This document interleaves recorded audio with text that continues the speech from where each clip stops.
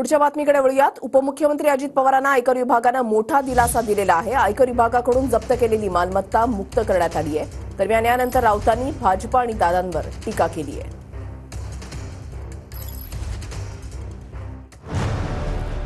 अजित पवारांची 100 कोटींची जप्त केलेली संपत्ती आयकर विभागाने मुक्त केली। अजित पवारांना दिलासा मिळाल्यानंतर आता विरोधकांनी भाजप आणि दादांवर निशाणा साधलाय। वॉशिंग मशीनमध्ये टाकून प्रॉपर्टी मुक्त केल्याची टीका संजय राऊतांनी भाजपवर केली आहे। प्रफुल्ल पटेल हे भारतीय जनता पक्षात बरोबर जाताच 8व्या दिवशी त्यांची 200-250 कोटीची प्रॉपर्टी एकतर तुम्ही खोटे खटले दाखल केलेत किंवा तुम्ही त्यांना आता वॉशिंग मशीनमध्ये टाकून त्यांच्या प्रॉपर्ट्या तुम्ही मोकळ्या केल्या। तर आरोप झाल्यावर मी अपील केलं आणि निकाल आला असं प्रत्युत्तर यावर अजितदादांनी दिले।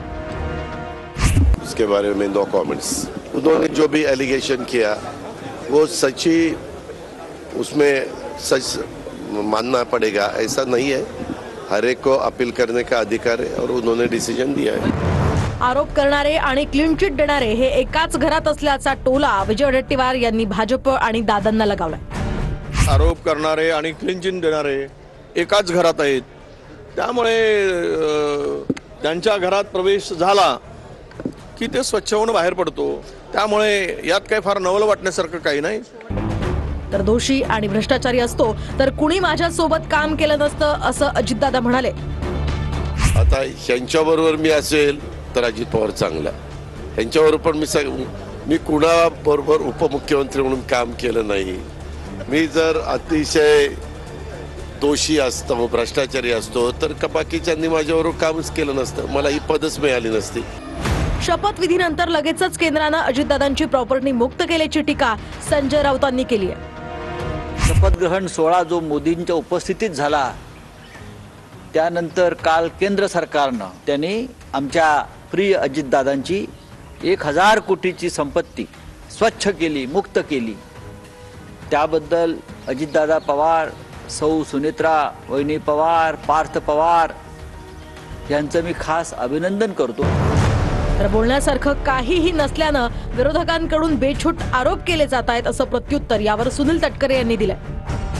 या विरोधकांच्या विचाराची मला कीव कराशी वाटते, त्यामुळे आता अजितदादांच्या विरुद्ध कावकाव करणं याच्यापेक्षा काय यांच्याकडे काय उरलेलं नसल्यामुळेच अशा पैकी बेछूट आरोप त्या ठिकाणी करतायत। तर मोदींकडून भ्रष्ट लोकांचा भ्रष्टाचार झाकण्याचा हा प्रयत्न असल्याची बोचरी टीका नाना पटोलेंनी केली आहे। कष्टकऱ्यांच्या घामाचा पैसा लुटायचं काम हे मोदींच्या विचाराचं होतं आणि त्याच आधारावर या पद्धतीच्या भ्रष्ट लोकांना सोबत घेऊन त्यांचा भ्रष्टाचार झाकण्याचा जो प्रयत्न सातत्यानं होतो आहे तो आता सगळ्या देशाला आता ते कळतं आहे।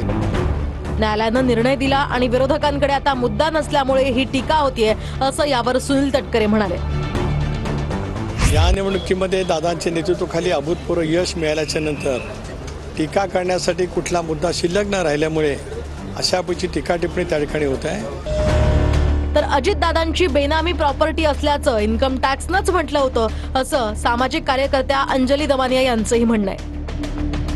इन्कम टॅक्स अथॉरिटीनी सरळ सरळ याच्यात बेनामी प्रॉपर्टी आहे अजित पवार, सुनेत्रा पवार आणि पार्थ पवार यांची असं या ऑर्डर मध्ये सरळ सरळ म्हटलेलं आहे।